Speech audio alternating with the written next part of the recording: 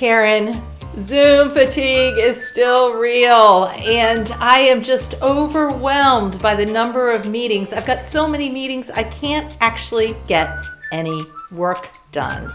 What should I do? Hey, and before you say, I already have been listening to the other advice from the training, so this is what we've done already. We've looked at each of the meetings that are standing and said, is this something that could be accomplished through asynchronous communication? And we pivoted some of those meetings that way. We have also looked at our standing meetings and said, how do we involve the right people in the meetings, but not over-involve and not under-involve? And we have restructured some of our meetings so that we let people go and are using that inverse pyramid that you talk about. And here's the thing, I've talked to my boss, and we're looking at these series of meetings that we have coming up for this special project, and they're critical. The right people are there, and someone from my department needs to attend. So my boss is saying, hey, look, you can't possibly do all this on top of your day job. So why don't you determine who else you can delegate to send to some of these meetings? But I am really nervous because this is important. And what if they can't show up for our department the way that I would? Am I doing a disservice to the overall project and to my team? Asking for a friend.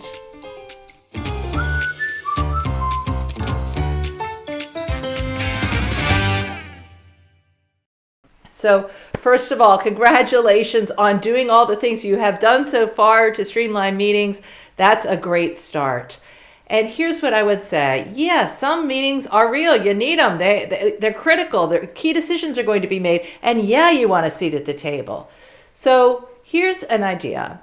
What if you designated 1 or 2 people that you can really bring up to speed on this project and train them to attend the meeting for you? But here's how it could look.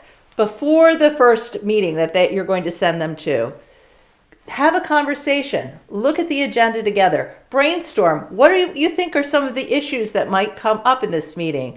Brainstorm, what would you think our solution would be? What do you think our point of view, our department's point of view is on these topics? Help them understand the other players that will be in the meeting and what might be on their minds.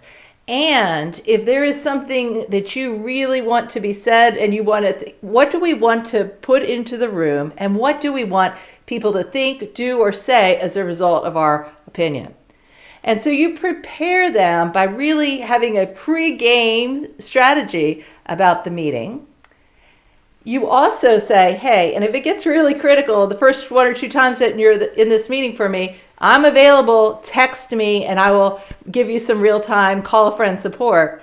And then after the meeting, have a follow-up and debrief how it went and really gain an understanding of what happened in case there was something else that didn't go the way you would have liked to, and you can still do a follow-up.